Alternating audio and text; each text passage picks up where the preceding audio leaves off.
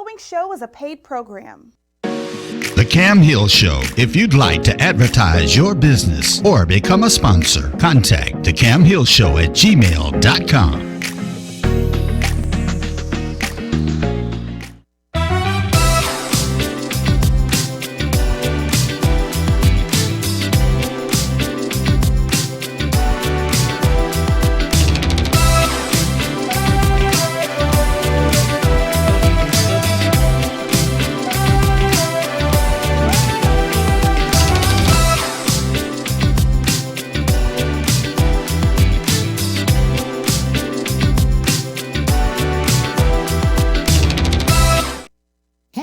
Thank you so much for being on and coming on with us. On today on the Cam Hill Show, we have Marina Coryat, minister, author, entrepreneur, and influencer. And at 1 p.m., we will have Jerry Boogie Mason, CEO of Mason Media Services. Miss Marina, how you doing? I am doing fantastic. Thank you for having me here. Thank you so much for coming. I'm just excited about what you're doing, where you're going, and all of the things that's happening. But you have a book called The Due Season. That's our topic. Yes, I'm excited to talk about it. The due season is now, and we know that that there have been many things that have been put on the back burner, but, at the beginning of the year, the Lord told me, actually at last year, the Lord told me that when I asked him what was the year, he says, due time, due time, due time. And then later on, he told me it was due time as well. And so what I found out, it was DUE. It was DEW and it was DO. And then later on, like I said, he said it was DEUX. And that means two. That means due. That means double. And so what came out of that was I shared it with a friend of mine, Apostle Tony Irvin, and he said, there's oil on that. And I said, okay. And so he said, you know what? I will, I want you to come back and minister that word. And so I did. I said, okay, let me, I told him I said, actually, you can minister the word. I just told it to you. He looked at me and and I said, I'm on sabbatical because I had just run for city council. And then he gave me that look and I said, okay, I'll come and minister the word. And so when I did, I came, and I shared what the Lord had to say. And it was so much that it ended up being an ebook. And then, there was more that the Lord wanted to add to it. And so it actually has become an actual paperback. And it is called The Due Season. And as you see from here, that it has the DU with the dots above it. And the reason is that it is a homonym. All those words that I just explained are a homonym. They have the same sound, but a different spelling. Absolutely. And so in the book, I just share more about that. I love that. I love exactly what that means. You are a minister, author, entrepreneur, and influencer. How did we get started? How did you get started? Just started on your path. I was raised Catholic, and I believe in the triune Godhead and everything, but, God has expanded my reach and I belong to a non-denominational faith.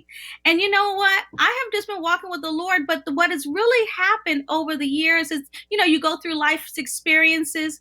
God puts somebody in your path, somebody that just talks to you, says, you used to just continue your walk. And, I just started, getting back in the church after getting out of college. You have those times during college and you have a little bit more flexibility and freedom. Yes. But after that, I came back and, life started to happen. And then I realized I really, really needed the Lord. Like how many people are here right now. They're like, okay, there's a lot of things happening. It's not happening the way I want it to happen.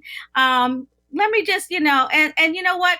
The Lord has always been my safe place and my refuge. And so I came in and I didn't just come in being a minister. I came in as I wanted to just learn and to be a servant and to do what God said. And so in everything that I do, whether it is in ministry, in public service. I've worked for the city of Houston for 21 years. I work for a state representative. And by the way, today is early voting. And so it started out, but, for us, for me, it's just everything I do is a servant. So I myself a servant leader more so than just being a minister. I'm here to minister to other people, but I'm here to serve as also lead. And so that's basically what I've done. And, as I've grown over the years and been in ministry, the Lord called me, and that's how I got started in ministry, hearing his voice and answering the call. I love that. I love exactly what you were saying. In doing so, you were talking at one time, as we started talking about this and talking about your book and everything, you had a show of your own that was a beautiful show. And that show was so remarkable and really helped so many people in doing so. And you were talking about the due season then. God has been so good. I do have a show, and it's constant. And I had two shows. I had one. Actually, I've had three shows. I've had one when I worked at the city, which was Wasting No Time, and I was talking trash as the spokesperson for the Solid Waste Management Department. And then I also had a radio show with Afro Vibes Radio, and I started working with State Representative Thompson. I decided to hold back on that show just because of timing, because I had a lot of things to do with her. But yes. I have a show that's at night, usually on Thursday nights at 10:30 p.m. Central Standard Time, and I do talk about the due season, and it's just a word of encouragement for people. And, it started out really with the Lord telling me, or asking me, because he doesn't really push me to do that, but he gives me an opportunity. So it started with just doing the Psalms and doing Psalms 91 every day along with the Psalm of the day. And then later on, he gave me a little time in between. And now I do it once a week where I'm actually ministering. I've started ministering out of the book, The Due Season. And so with that, I have been going through different chapters of the due, from the due, the DUE, which means there are things that the Lord promised to us that are past due. There are things that are due. There are things that you think that you've left out on. And, let me just share with you just something from the book is that, I have started having people give me testimonies after that, but I had my own personal testimony that even after I ministered the word, that there was money that came into me, even after the fact, from my ex-husband that said, I wasn't even expecting, I didn't even recognize the voice when it came to me. He says, "Oh, I'm contacting you to give you something that I owe you, and it was money that was due." And I thought to myself, God, you are definitely a miracle working God, because, you make things happen that we don't expect to happen. But the Lord said that the year 2020 begins due time. The Lord declares, just as a bill or a project is due, so it is an appointed time for you. As a mother is to give birth, there is a set time or a due date. Many things seemed as if it would never come, but I have set this as your due time. Many have things that are owed to them. Many things seem as though they are overdue. Trust me in knowing that I make all things beautiful in my time. And the Lord reassures there are things that are due to you that you do not even remember. Yes, there is a set time to favor Zion, and it is now. And many have become frustrated even as of recent, but know that due time is here. For I am birthing that which is in you. As those dreams, projects, and desires come to pass, do not forget to give me, that's what the Lord is saying, the honor to which I am due. As you render honor unto me, you will even see that honor will be bestowed upon you. Yes, I am calling forth your due time, your due season, your due portions, and your due order to come. And this has come after your due diligence and honor. For many of you have toiled in the field, and it is due time for your crop to harvest. This begins the year of due. And let me tell you, the Lord started to unveil a lot of things regarding the due time, and even in the time where we talk about due, the DUE, and things that have been passed and that you feel like you're overlooked and things have not come to pass. Let me tell you that the Lord has sustained us. Look at this. He told me that we were going to have a famine, that there was going to be famine, but we would still eat. How many of us are still eating in a time where there is so-called famine? I mean, this is a time that he shared with me that even that we would be doing things, that we would be able to do things that we weren't able to do before. That's the DO. And I said, how is that so? I didn't know how many of us have been quarantined. We've taken up schools, classes, learn to play guitar, learn to, do all these hobbies. So the Lord is prophetic. This is a prophetic word from the Lord that he put in here for his people because he loves them so much. So there are things that he shares with us, what he does not want us to do, but there are things that he wants us to do, and he wants to bless us. I love that. The reason I wanted Marina to come on is the timing. Today is early voting. It's crucial. It's time. We have here in Texas, it's from October the 13th through the 30th. November the 3rd is the election date. And I wanted to make sure that people saw it's due season. It's time. This is our time to do whatever we're going to do, and it's time now. The other part of it is because of COVID, coronavirus, during the pandemic.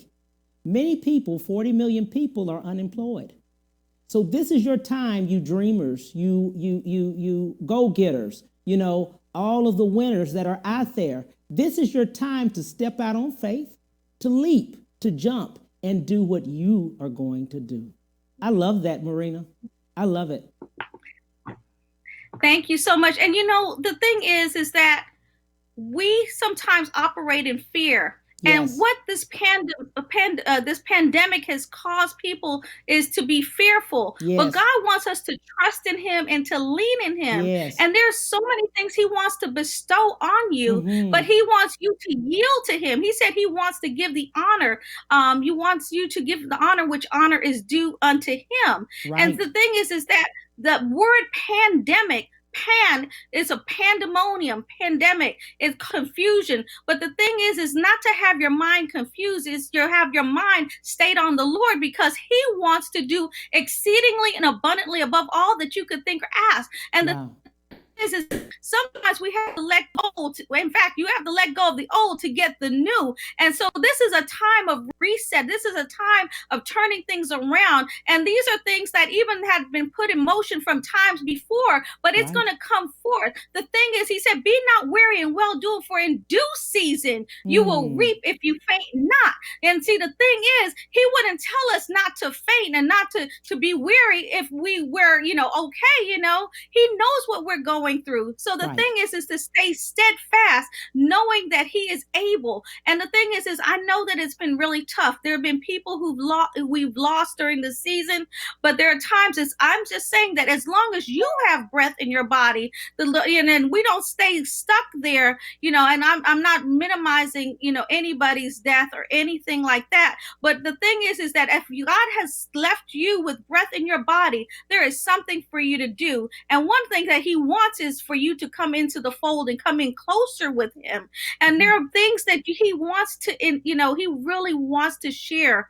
And so that's one of the things, that this is also a time we're going to start to see unprecedented miracles and things come forth if we believe. The thing is that, faith is when you believe even though you don't see. And so we have to know that he is able. And so I just want to encourage, because there's so many examples in the book, but I want to tell you that not only is it the time just to now, when he gave it to me, it wasn't just a word for this year. It is a word also for the year that is coming, the years coming. This was the beginning of the decade. Then he said this is a word for 2020 and beyond. And so there's other parts to it that the Lord wants to share. The other part that I want to share is that the Lord was very intentional with me about adding to the book. And one of the things is about rebuilding the church. And and Cam, I want to thank you so much for giving me this platform to talk, because the thing is that if we are Christians and if we are people who say we are, we need to rebuild rebuild the world wall, rebuild the church. So that's one of the things that the Lord shared with me in Nehemiah, where he talks about it was in the 20th year. This is the word of the Lord that came in the 20th year for the people where we are right now. So when we are, and I don't want to start preaching, but I just want to share with you that the word is there, and then God is intentional about everything. And let me tell you, I want to tell you that I am so blessed because I wrote this book, and I was actually writing another book. And God could interrupt your plans. Yes. I was writing another book. The Lord gave me a book that I had started, and I'm still working on it. And it was on the breath of life. And so this is prior to everything happened with George Floyd and breathing and all of this. And so I still have yet that book to come out. And it is very important for that to come out. But the Lord deals with me prophetically. I don't know what you ate yesterday. He doesn't deal with me and things like that. But he does tell me and share with me about trends and certain important topics that he wants to convey to his people. So I don't want people to think I'm spooky or anything like that. But the Lord does look. I operate in this world. I know, that's what sometimes people was like, what are you talking about? But I'm just saying that he shares with me insight, and it's not for hurting people. It's for direction. And if he gives instructions, why wouldn't we take the word of the Lord and heed the word of the Lord? But one of the things that I did want to say is this book was an interruption. How many of you have had interruptions in your life? Mm-hmm. This coronavirus, all of that's going on, it seems to be an interruption. But nothing surprises God. It is a due time. This is a global reset. This is something that is happening that we need to take heed. What is God saying to us in this time and in this season? And like I said in the book, it said, as you read this powerful, many are wondering what is happening in this chaotic world. And individuals may ask, what are my promises from God? When is my due season? How much longer, God? And Galatians 6:9 says, and let us not be weary in well doing, for in due season we shall reap if we faint not. So as you read this book, this prophetic book, the due season, you will be encouraged to know that your days are waiting or soon to be over, and the promises have already begun to manifest. Okay. Romans 8:19 says the whole earth is groaning. That means travailing for the manifestation of the sons of God, and you are in your birthing season. So know that the groans, the pains, and the uncomfortableness of this time will soon give way to the biggest blessings you could ever imagine. So this also in this book is the before you do this, Marina, because we're gonna get in trouble. We're gonna get in trouble if you don't tell about that upcoming event. Yes, I was thinking that we were on the same page. Let me tell you. So this is the word of the Lord. And so this is what, and I want to tell you that this book was helped birth. When we talk about birthing, you're right on cue. I had a literary midwife, and her name is Sharon Jenkins. And I'm telling you, she pushed me to get this book out because I really wanted to finish the other book, and I was kind of behind the scenes. But Sharon Jenkins is the literary midwife. She is a publisher. She knows all things I would say literary, and she is hosting a conference, and I would be remiss and thank you so much if I didn't mention it. She's already at the Alpine Resort, and she's gonna focus on the ABCs of getting started. Its title is write your book in 90 days. Get your book done by January 2021. And so this is important because you know what? You have something to say. And so but you may say, I don't know how to go about writing a book. I don't know what the costs are. I don't know how to put everything. I don't know how to format it. I don't even know how to write. How can I do this? So she will share with you how to go about, how do you write a book? What do you write about? What would people be interested in learning about? how do you build your literary muscles, and counting the costs, and then creating your book's vision board, storyboarding your best-selling novel or book, developing your writing schedule, self-editing, publishing, selecting a winning writing team, because you don't have to do all of this yourself. Let me tell you, on my book, I didn't do the design. I am not graphically, that's not my forte. Help me, work with me to put that design together, and formatting and editing. And so all of that. And so let me tell you, there's a host of people that are going to be with her. And one of them, I really just want to emphasize, Misty Hinckley. If you want to learn about podcasting, this is the woman that you want to be in her midst, and you want to learn from her. And she's going to be one of the presenters. I'll be one of the presenters talking a little bit about public relations, but there are other presenters that are going to be there. And it's going to be, I think, a full spectrum for those of you who are interested in writing, reading, promoting your book. And let me tell you, you can still get online and sign up. She is offering a virtual conference, and so write your book in 90 days.info. And so if you can go there, write your book in 90 days.info, you can still sign up. There is one small segment that is free, so anybody can get in, but let me tell you, there are so many different parts of it. You're not going to want to miss that conference. It's called Write Your Book in 90 Days, and 90 is the 90 days.info. And let me tell you, Sharon has been instrumental. She not only takes the information, in fact, if you're looking to write and looking for someone to guide you, she takes it not only from just the natural, but she's also will pray it through with you, help you to get through, get your book out, just like she helped me get out the due season. We have been talking about it, and finally with the other book, but we got this book out, The Interruption. And let me tell you, God can interrupt your plans. He can make it happen, and you can write a book. Cam, I'm looking for you to write a book. I'm looking for your book, and I'm looking for your story to come forth. I think you have something to share with people. I know you come forth on video, but I also believe that there's a greater dimension that's coming out for you, that that you have not even seen the fullness of what God is going to do in your life. Wow. And so I really believe that you're going to see some things, and you're going to help many people. When they read your story, they're going to see, oh, I can do this too. I can be raised up from what I've come through, and I can not necessarily be on hosting a show, but they'll see that the potential that God has for them is there. And so I just want to encourage you. I want to encourage you to go forth in your book, and I want to encourage everyone else. I want to encourage everybody else to go forth and do and say what they have, whether it's a blog, whether it's just, on Facebook, but go forth and write, and we can help you do that. We can help promote you as well. Absolutely. I love that. 90 days to write a book. Wow.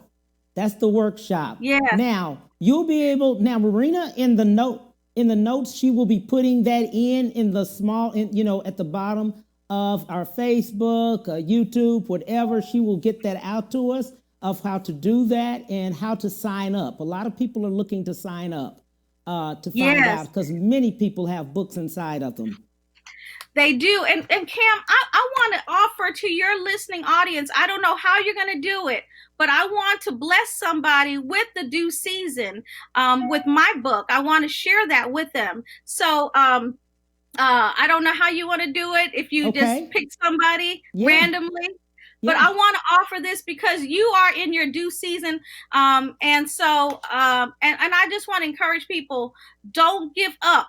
The only way you're going to lose is if you give up. So you got to keep pressing on and press through the process. The process is very important. As we're talking about process, I want to, since I wear a lot of different hats, I ran for office last year, and being a candidate, it is very difficult. Pray for the people who are running for office. Yes. Pray for a fair election. Pray for their health, finance campaigns. If you believe in somebody, donate. You would be surprised how $5, $10 can go a long way in a campaign. And also, don't forget to go out and vote. I'm going to go out and vote today. I'm not going to wait until election day on November. I'm going out today to vote because I definitely know that this is the most consequential election that is before us. And I know that this is our due time to make our voice heard. And it would be, I don't want to go back and be sad knowing that I did not do my part. So I just encourage everybody on this early voting day. And, you know, I have friends in different parts of the country who are running for office. It is so important, not just the presidential seat, but also all the judges. Those are some of the most important positions. Go all the way down the ballot and vote how the Lord leads you, but do not give up. Marina, how can they get in touch with you? How can they get in touch with you, lady? I'm sorry. Yeah, this is it. How can they get in touch? So let me thank you so much. I just was marinacoryat.com. You can go to that, or you can go to sunarise.org. That is my ministry, SUNARISE.org. I'm the founder of Sunrise International Ministries, and also how to purchase your book. You can. This is one of those days. Amazon.com. You can get the book on Amazon.com. It is the due season. And like I said, you can buy it in Kindle or you can purchase it in the paperback. And it'll be a great gift for someone just to be encouraged, knowing that God is faithful. I do declarations, so you can say them out loud, and it has prayers. And also, please don't forget to sign up for Write Your Book in 90 days.info. That is the conference, and it's tomorrow and then the day after. And so there's a lot of information, and you do not want to miss this. Sharon Jenkins. It's incredible. Okay. Thank you so much, lady. I appreciate you. I appreciate you. That is Marina Coryat, a minister, author, entrepreneur, and influencer. She has the due season, and she will be on the panel of the 90. Is it 90 days? Yes. 90 days to write your book. Yes, I'll be talking about public relations and writing your book during the pandemic, as well as Sharon is going to lay it out for you. Sounds good. I appreciate you, lady. Thank you so much. We'll be back. We'll be talking to Jerry Boogie Mason. We'll be right back to the Cam Hill Show after these messages.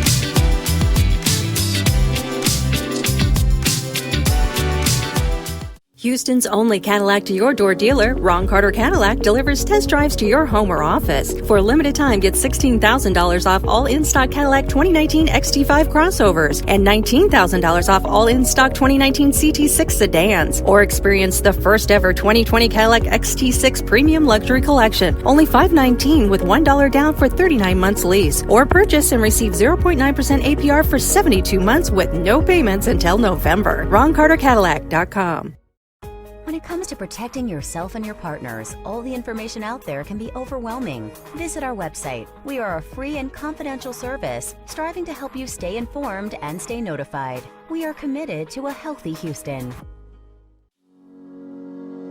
Houston's only Cadillac to your door dealer, Ron Carter Cadillac, delivers test drives to your home or office. Drive the new 2020 Cadillac XT4, only $399 a month, or the new 2020 XT5, only $429 a month, both for 39 months lease with just $1 down. Or purchase the XT4 or XT5 and enjoy 0.9% APR for 72 months with no payments until November. RonCarterCadillac.com.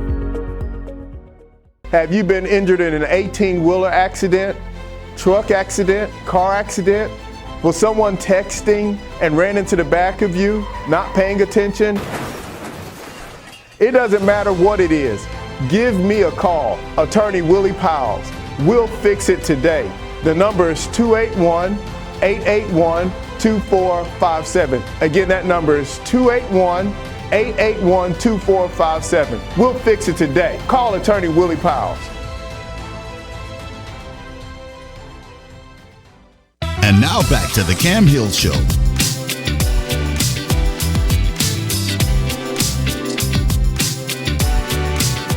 Hey, we are back. We just left Marina Coryat, the minister, author, entrepreneur, and influencer.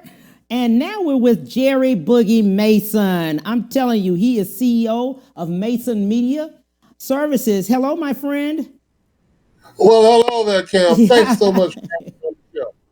We will be talking about the Boogie Report. We'll be talking about Southern Soul, and we'll be talking about the blues on today. He is truly an icon, my friend. I'm telling you, you guys have got to hear my friend Jerry Boogie Mason. He is out of Florida, closer to Pensacola, right? Yeah, exactly. We've been down here about 4 years. Originally from Arkansas, but I picked up the blues in Mississippi. How do we get started, my friend? Well, I'll tell you what, probably go back in history a little bit. You know, we said we were going to talk a little bit about the Boogie Report and a little bit about Southern Soul. And, well, all of that ties in together. You know, I worked in radio for 40 years, off and on. And over the years, I travel from market to market. And whenever you're in radio and you move into a market, you absorb the local culture. And being from Arkansas, the blues has always been a part of my life.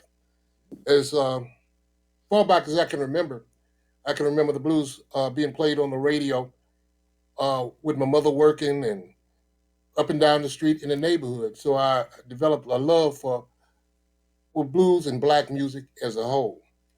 And after serving in the Marine Corps, I came back home, and on the GI Bill, I was faced with the dilemma of deciding what I was going to do with my life. And I always wanted to be a radio jock. So I started studying radio, and I met some guys, and I went into radio. And as anybody who's familiar with radio will tell you that back in the 60s, you could be working at a radio station on Tuesday, and Wednesday they would come in and say, well, we're changing the country, and we're going to have to let all y'all go, and you got to find another job. So we traveled around the world, working from radio station to radio station and meeting people and doing things. But during one of those periods between jobs, I grew tired of radio. I said, I'm just tired of all of this moving. So we went into culinary arts and got my culinary degree. Cooked my way around the world, working on research vessels and stuff like that. Came back and went into radio sales. And my wife really loved blues and Southern soul music like I did. But we found ourselves arguing over it. Oh, that's a bad song. That's a good song. And the opportunity became available for me to go to work for James Brown at one of his radio stations in Knoxville. So we went to Knoxville and worked there. And at that particular time, we developed a DJ pool. We had pretty close to about 20 DJs where we would service them with music, because at that particular time, it was kind of hard for jocks to get, the up-to-date music as far as records were concerned. So the DJ pool evolved into a social community called the Boogie Report. And from there, it just basically developed to the day where we have a online community. You can find it online at theboogiereport.com. When you sign up, it doesn't cost anything. You get your own page. You can promote your radio show, your music, or whatever. And we've grown over the years. We have a circulation of close to 8,000 people in our main database. We have a weekly newsletter that goes out, tells about all the music, what's going on in the world of blues and Southern soul. And basically, that's where we are. Well, I wanted to talk to you more when we started. I started talking to, shout out to Jerry King, and of course, Dr. Jazzy A was on yesterday. And then it came to say, hey, let's talk to Jerry Boogie Mason. Shout out to Norris Hampton for putting me with each one of you guys, because he has been instrumental in telling me about Southern soul also, and educating me and just trying to tell about the genre of it. Most people that I've talked to lately have said that it's more bluesy. Let's get let's set the record straight of what you think it is. What is the music? Well, actually, if you talk to 5 different people and ask them what Southern Soul is, you'll probably get 5 different answers. My definition is it's basically blues music, it's black music, it's soul music. Uh, Black music, like black people, is the basis and the foundation for all of the music today. All of our popular music comes from the blues. Okay, it's like I'd like to believe all the people on the face of the earth came from the black man. Okay, so I equate that to the blues music. Right. Now we got the term Southern Soul because in the evolution of music, radio had a very important role in determining what the national norm was. It was originally called race music. That was the definition that was given to black music that allowed people of all persuasions to play it. Then it got sophisticated and they changed the definition from race music to rhythm and blues. And the term rhythm and blues prevailed over the years from say the 40s clean on up into the early 60s. But then someone started saying, oh, blues music it means picking cotton and it has a derogatory effect on life. So we're just not going to say rhythm and blues no more. We're just going to drop the term blues. In other words, a lot of the young radio programmers were ashamed of the blues. So they coined this term urban music. And we stopped saying blues. And when we stopped saying blues, the radio station stopped playing blues. Then came the disco era. Now, during the disco era, it made it hard for bands to make money because that was the rise of the MCs or the DJs. So most of all the big acts were using DJs. Nobody was using bands. But in the South, what they call the chitlin circuit, where the band survived because they were able to go in these little markets down south, basically, and continue to work in the small jukes and the small clubs. So they saved the music. The same music that Stax would have been making if it hadn't gone bankrupt is what we call Southern Soul now. The reason they call it Southern Soul is because the South saved it. It's basically nothing but soul music, as far as I'm concerned. Sounds good. Let's tell how many places you're syndicated. Your syndicated radio, your actual radio show is syndicated. Yeah, our show is the Blues Buffet, and currently we are syndicated on 25 terrestrial radio stations. That's across the country, nationwide. Basically, our show is aired every weekend on Saturdays because currently radio has come to their senses, and they've relegated the weekends to Southern Soul and Blues music. So we're experiencing a resurgence as far as music is concerned. And we're also aired on 12 digital platforms around the world. We're aired on iHeartRadio, Amazon, Roku, and Amazon Music. Basically, all the digital platforms we can find podcasts, you can find the Blues Buffet. All of our local shows are also embedded on our website, which you can find at thebluesbuffet.com. Every week we update the shows, and you can go and listen, and you can go back and listen to our archives as well. So we've experienced quite a bit of growth because the demand for the music is growing, and we've grown along with that. Absolutely, love that. Southern Soul, we're finding out too, and we talked about it, Jerry, the fact that it's eventually, or we're seeing it being picked up by other nationalities. Yeah, actually, it's following the natural progression that all our music does. Like the blues, when it becomes popular, it goes around the world. Other nationalities pick it up. But the sad thing about it is that most of the times, the originators of the music and the originators of the art are not the people who are able to capitalize off of it financially. That's the same situation with the blues now. A lot of people, some of the people will tell you that the blues is dead. No, it's not. The Blues Foundation just built a $6 million blues museum in downtown Memphis. So there's a lot of demand and a lot of love for the music, but unfortunately, in our community, there's still that stigma, and which relegates us to weekends and we're just not getting the cooperation in our own homes that we should as far as cherishing this art form. Because the blues tells a story.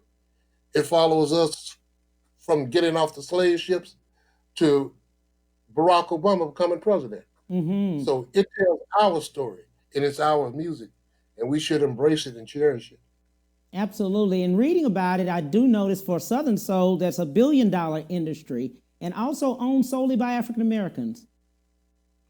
Yeah, well, see, and that's a good thing, basically, because the nature of the music industry, it has changed to allow for growth with independent artists. There was a time when the main goal was to make a record, get a record deal, and get rich.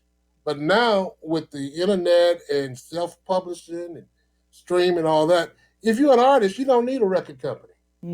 So you control your own growth. If you got a good camp that can publicize your music and get good distribution and get it out there, you can achieve everything and therefore own it yourself. You don't have some guy in the office change one word and get a piece of your publishing. Absolutely. And he'll be drawing it out forever. So now is a very promising time, not only for blues and Southern soul, but for all independent artists. One thing I love about you is that just understanding, if you don't know, you need to Google Jerry Boogie Mason. He is not only a powerful person, he is a true icon, definitely in radio, in music, and artistry as far as developing artists. Just telling them and showing them and educating each one of them on how to get their money. That's key. Well, I tell you what, Kev, that's so kind of you to say, but we know a lot of the artists and a lot of them depend on us because they know that when they call me, I'm going to tell them exactly how it is. Yes. I'm not in this business to be friendly with anybody. If you want to know if this particular song got it, well, I'll tell you what I think. Yeah. Now, that don't mean that I can pick a hit or that I can establish the rules of what a hit is. I can just tell you what I think about it. I'll tell you a story. I worked for the world's only blues comedian. His name was Joe Poonanny, and I was his road manager for many, many years. And one time we were doing a show in Little Rock, and we were in Little Rock Friday night, and we had to be in Memphis that Saturday night. So at the show Friday night, a record promoter, a guy by the name of Mike Alston, said, "Man, can I ride to Memphis with you?" I said, "Yeah, you can ride." So we were in the car going to the next gig, and halfway between Little Rock and Memphis, he said, "Man, I got this song I want you to play. I want you to listen to." I said, "Yeah, I'll listen to it." So we took the CD out, put it in the CD player. I listened to the song, and I played it back again, and then I played it 3 times. After I listened to the song 3 times, I reached over and pushed the eject button, took the CD out, and threw it out across a cotton field in Arkansas. He said, "What you do that for?" I said, "Man, that ain't no hit record." But the moral of the story is that record there turned out to be the biggest selling record of that year. That was Theodis Ealy's Stand Up In It. The moral of the story is that the DJs don't make the records. The consumers make the records. Yes. I've got music I like. You've got music you like. Just because I like it ain't gonna make it no hit. So you got to give all music a chance to be heard. And that's one of our purposes with the Boogie Report and the Blues Buffet. We are in the exposure and distribution business. We want to give everybody a shot to be heard because who knows where the next superstar is going to come from. Wow, that is a great story. And it's so real and so remarkable that happened, and that it came back. It was one of the top hits. It was one of the top. Matter of fact, it's one of the highest selling Southern Soul records of all times, called "Stand Up In It." Wow. By Theodis Ealy. Right. And I tell Theodis that all the time, and he laughed at me and said, "Yeah, I got you on that one." I said, "That's the truth." But it taught me a lesson. Right. A lot of times DJs get self-righteous and they figure like they can pick a hit, but you can't. the market picks it here. The people pick it here. So you have to give them the opportunity to hear the music. As far as marketing as an independent person, we're going to just give just a little bit. What would a person have to do? They're local artists trying to become mainstream right now. Well, basically what you need is a good record, or what you think is a good record. And the key is to get your record in the hands of the music influencers. There are various people around the country and around the world who influence the market. You can give it to a certain group of people. If they like it and they play it, it's just like it's rolling downhill. Somebody else will hear it and they'll like it and they pick it up. But the key is distribution. Get your music to the people who can expose it, who has the most credible platform, and who has the largest distribution. And if the record got legs, it's gonna get up and walk. I love it. But you got to give it exposure. You got to get it in the hands of the people who can expose it to the marketplace. I love that. I love that. What would you like to leave with the audience, the viewers? Well, basically, first of all, like my sister said a few minutes ago, make sure you get out and vote. That's very important. And another thing I'd like to leave with the audience is wear your mask and wash your hands, because these are very serious times. And don't pay attention to the hype. We want you here to listen to the music and to buy the music. And as far as our artists concerned, the blues is ours. We made it. Let's capitalize off of it. People are asking, they said they want one more question out. As far as syndication is concerned, a lot of hosts, we have radio hosts that are out here, and they want to know how do they start syndicating? What would be something you would tell them? Not about yours, but just syndication in itself.